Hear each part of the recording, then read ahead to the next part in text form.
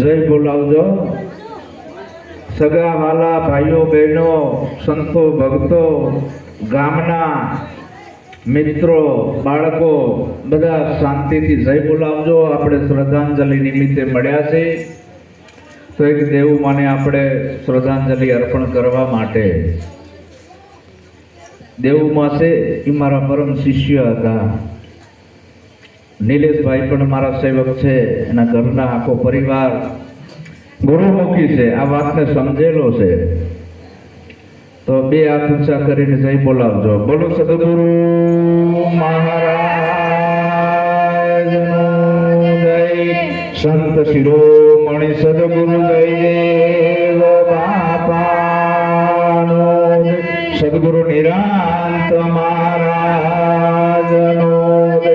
પધારેલા હરિગુરુ સંતનો જય. સત્ય સનાતન ધર્મનો જય. સદગુરુ ભક્ત દેવ માતનો જય. આજે આપણે મળ્યા છીએ એનું કારણ શું? આટલા બધા ભેગા થયા, સગા વાલા, સંતો, ભાઈઓ બહેનો, મિત્રો, વડીલો, ગામના. જપે બેસી જાઓ બેટા, જપ કરો, જપ કરો. એટલે ઓલા જાપ નથી કરવાના, હકણું કહેવાનું કહે છે સંતો. આપણે ઓલા મંડી ગયા જપ કરવા. જપી જાઓ, હકણા પહેવો. અહીંયા કોઈ હળગતી રીંગમાંથી નીકળવાનું નથી. આ સાંભળવાનો વિષય છે, સત્સંગ છે, જોવાનો વિષય નથી, સાંભળવાનો વિષય.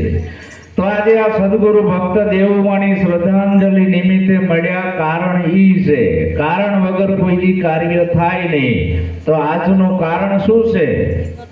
દેવમાની અંતિમ ક્રિયા. આજે 12 દિવસ પૂરા થયા. આપણા એક ગુજરાત ભારતની અંદર એવો રીતિ રિવાજ છે, 12 દિવસે અંતિમ ક્રિયા 12મું હોય. તો એની આજે અંતિમ ક્રિયા નિમિત્તે આપણે મળ્યા. કારણ એ છે મૃત્યુનો. એ વિષય ઉપર જ વધારે બોલવાનું થાય. વિષય છે મૃત્યુનો. જન્મ અને મૃત્યુ દરેકને આવે. દેવ હોય, દાનવ હોય કે સામાન્ય માનવ હોય કે મોટા ભગવાન હોય, બધાને મરવું પડે અને પડે. ફરક એટલો છે, કોઈ બચપણમાં મરી જાય, કોઈ જુવાનીમાં મરી જાય, કોઈ ગઢપણમાં મરી જાય, અને અમુક તો મરતા જ નથી. ઢૈડા કરે એટલા બધા ઢૈડા કરે, જીવ જ ના જાય. આપણે બધા માનતા માનવી કે હવે ભગવાન આમને લઈ લો તો સારું છે, તોય જીવ ના જાય. આવૃત ઘણા મરે, એ મરતા નથી, પાછા થાય છે. તો આ બધા મરે છે, વાત સાચી છે. આ જન્મ અને મૃત્યુ આ ચક્ર છે. ઉપર આસમાન, નીચે ધરતી, આ બે પૈડા છે. આ ધરતી અને આસમાનની વચ્ચે જેટલા જન્મે એટલા મરે, જેટલા જન્મે એટલા મરે. તો હવે આ જે જન્મ અને મૃત્યુ, આ મોટી ઘટના છે. આપણી એક ઘટના થઈ જાય જન્મ, હજી એક ઘટના બાકી છે. દેવોમાંની 2 ઘટના પૂરી થઈ ગઈ, જન્મ અને મૃત્યુ. આપણી એક ઘટના હજી બાકી છે, મૃત્યુ. તો જન્મ અને મૃત્યુ એ 2 વચ્ચેનો જે સમયગાળો છે એ આપણી આ જિંદગીનો અવસર છે. આ જિંદગીનો અવસર છે. પરિબ્રહ્મ પરમાત્માએ આવો માનવ દેહ આપ્યો છે. તો આ દેહ કરીને વચલો ગાળો જે આપણો સમય છે, એ સમયગાળામાં તું એવો બની જા. જબ તું આયો જગત મેં, જગ હસે તુમ રોય, કરની ऐसी करके चलो तुम हसे जग रोय. તું એવો બની જા, જગત તને યાદ કરે, આખી દુનિયા તને યાદ કરે. માણસ જન્મે ત્યારથી જેવા વિચારોનું સેવન કરે એવો ઈ બની જાય છે. આમાં કોઈ વિધાતા લેખ લખવા આવતી નથી. કોઈ ભાગ્યના ભરોસે આપણે રહેવાનું નથી. જનેતા દીકરો અને દીકરી આ બેને જન્મ આપે છે. જન્મ થયા પછી દારૂ પીવાના વિચારોનું સેવન કરે, રાત દિવસ દારૂ પીવાના વિચારોનું સેવન કરે, અને વિચારો ભેગું હાલી નીકળે. એ દારૂડિયો થાય કે જન્મે થવાય છે, જન્મતા નથી. શું કામ? રાત દિવસ દારૂ પીવાના વિચારોનું સેવન કર્યું અને વિચારો ભોગ્યો, હાલી નીકળ્યો એટલે ઈ દારૂડિયો થઈ ગયો. દારૂડિયું થવાય છે, જન્મતા નથી. ચોરી કરવાના વિચારોનું સેવન કરે, વિચારો ભેગું જે હાલી નીકળે ઈ ચોર થાય છે. ચોર જન્મતા નથી, થવાય છે. થવાય છે ને. ગુંડાગીરી કરવાના વિચારોનું સેવન કરે તો એ ગુંડો બની જાય. જીવ હિંસા, જીવો અને જીવવા દો. કોઈ પણ પશુના ગળે છરી મૂકવી, એનું મટન ખાવું, રાક્ષસની દશા આવી જાય છે. એવા વિચારોનું સેવન કરે ને એવું કરતો થઈ જાય, એને રાક્ષસ કહેવાય. દારૂડિયાને શું કહેવાય? દારૂડિયો. એને કોઈ મનુષ્ય ના કે. જુગારિયાને શું કહેવાય? જુગારીઓ કે મનુષ્ય કહેવાય. ચોરને શું કહેવાય? ચોર. ખોટા ધંધા કરે એને ખોટો કહેવાય. જીવ હિંસા માંસાહાર કરે એ પાપી કહેવાય. તો આવું કરવા માટે આપણને મનુષ્ય જન્મ નથી મળ્યો. મનુષ્ય બનવું પડે. માણા થા, માણા થા, માણા થા, માણા થા આખી દુનિયા કહેશે ને. તો આપણે માણા નથી, એ વાત નક્કી છે. શું કામ? આ પંચશીલનું જે પાલન કરે એને મનુષ્ય કહેવાય. તો આ વચલા ગાળામાં સદગુરુ પાસે તું જતો રે, સદગુરુ તને 5 પ્રતિજ્ઞાનું પાલન આપે. દારૂ નહીં પીવો, જુગાર નહીં રમવો, ચોરી નહીં કરવી, જારી નહીં કરવી, જીવ હિંસા માંસાહાર નહીં કરવું. આને સાચો મનુષ્ય કહેવાય. અને મનુષ્ય બન્યા પછી જે ફરજ આવે છે એના આત્માની ઓળખ કરાવે છે સદગુરુ. આત્માને ઓળખ્યા વિના લક્ષ 84 નહીં મટે. આ તારી ભ્રમણાને ભાગ્યા વિના બહુનો ફેરો નહીં મટે.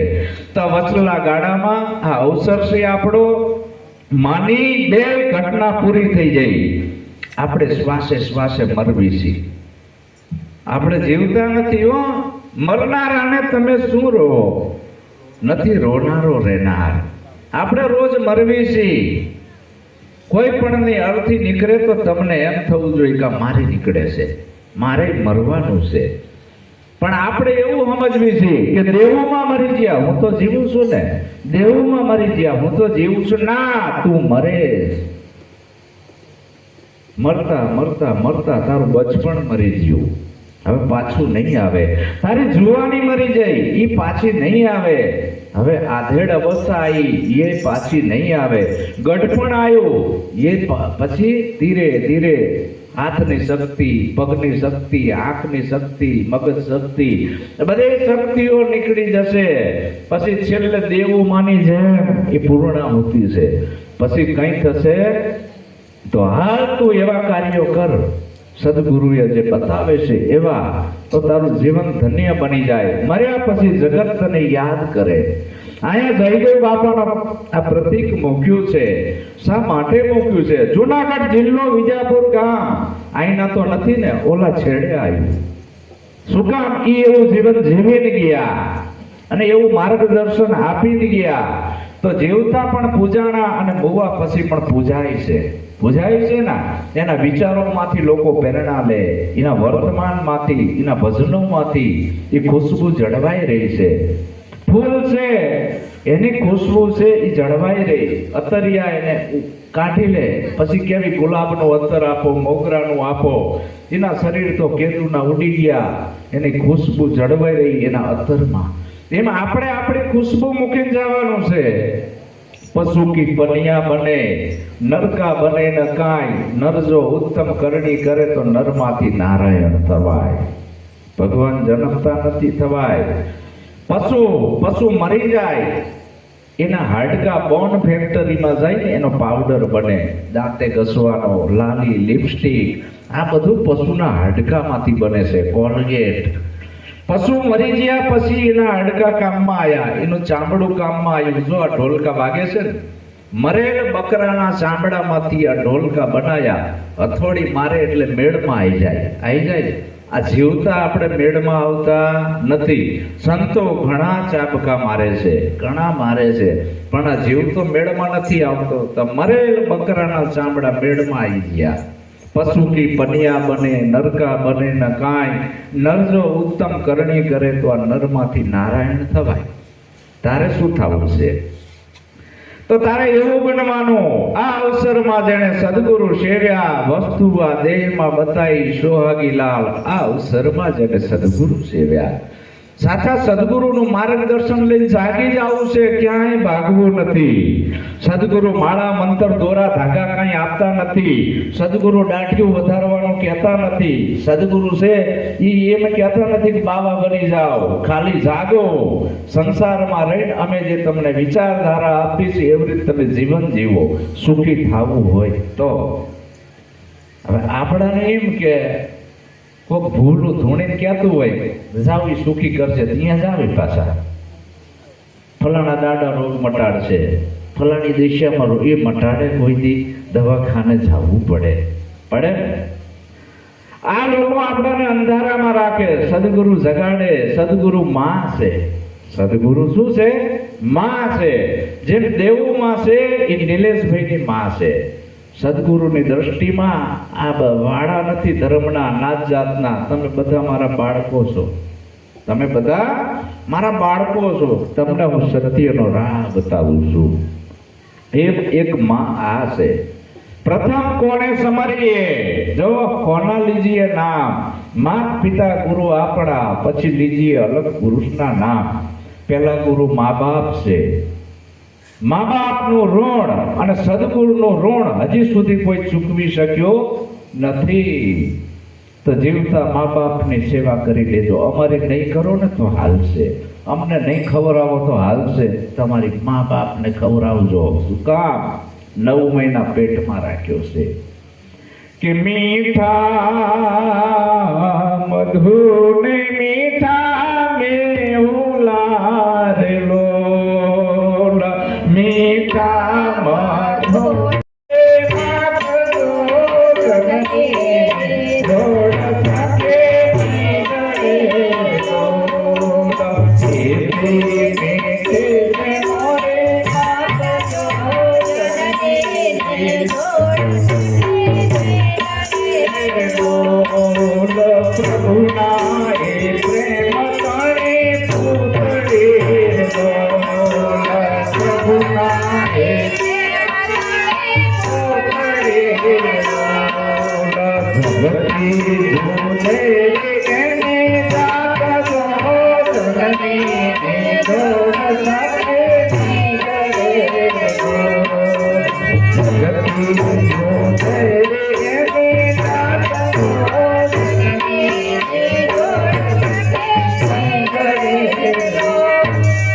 દીકરો દારૂડિયો થઈ જાય, દીકરો ગુંડો થઈ જાય તો એ માં કોઈ દી એમ ન કે જાતું મરી જાય, કોઈ હરપ ના દે.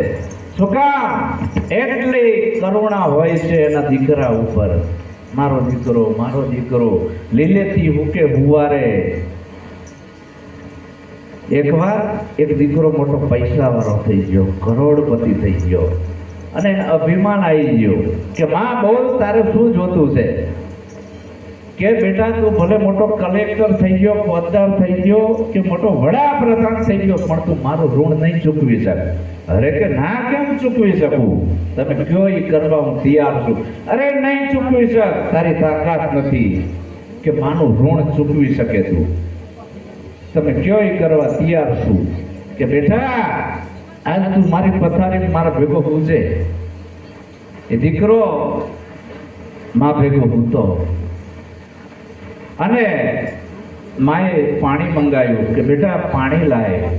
પાણી લાયો તો માએ શું કર્યું? એની પથારીમાં ઢોરી દીધું. દીકરો ખીજાણો કે માં તમને ખબર નથી પડતી, મારી પથારી પલાળી નાખી, તમને ખબર નથી પડતી.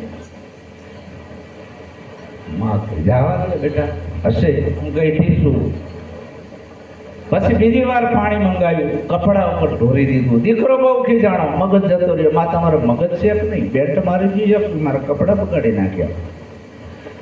બેટા તું મારું ઋણ ન ચૂકવી શક. શું કામ? આની અંદર તારો મળમૂત્ર હતું. મેં નથી કીધું કે મારો સાટલો બગાડી દીધો, આ બગાડી દીધું, તે બગાડી દીધું. એટલે માં કે દીકરો પગમાં પડ્યો, મને માફ કરી દો. અત્યારના દીકરાઓ પાણી નથી પાતા એટલે આ વૃદ્ધાશ્રમ બધા છે. અને અત્યારના ધર્મ ગુરુઓ પણ સાચું જ્ઞાન નથી આપતા. એ તો કે અમારી પાસે આવો, હું તો એ જ્ઞાન આપું છું કે તમારા મા બાપની સેવા કરો.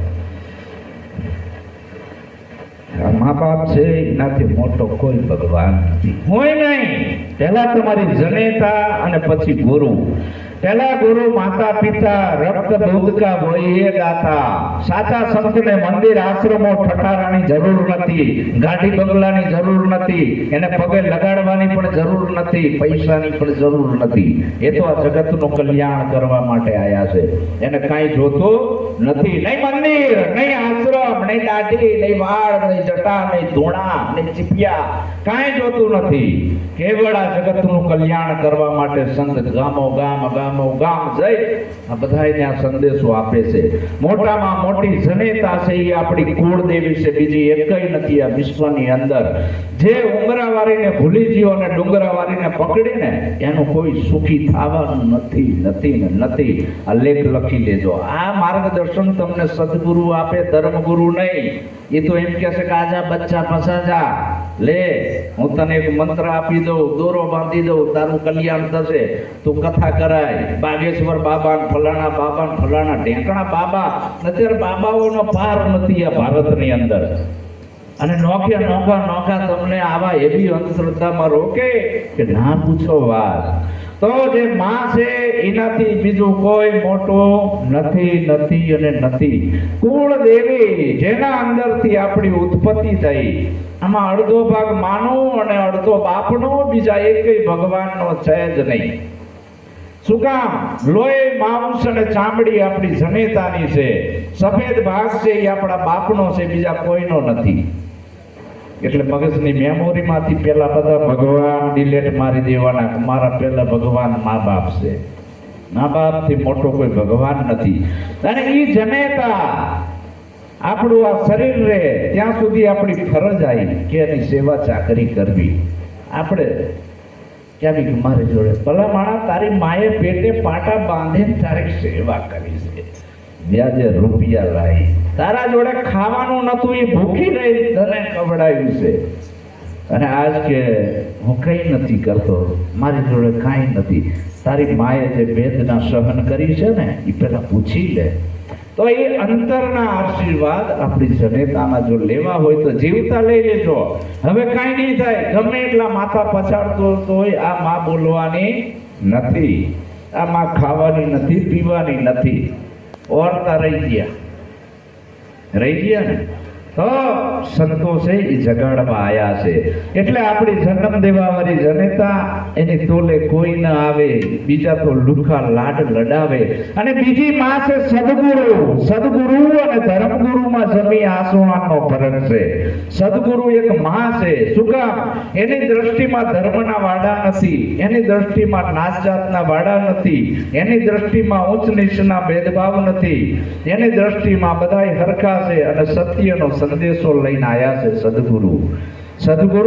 આપણાને બીજું કાંઈ આપતા નથી, કેવળ આપણું મન અને બુદ્ધિનું પરિવર્તન કરે છે. મન અને બુદ્ધિનું આપણાને ખબર નથી કયા માર્ગે જવું.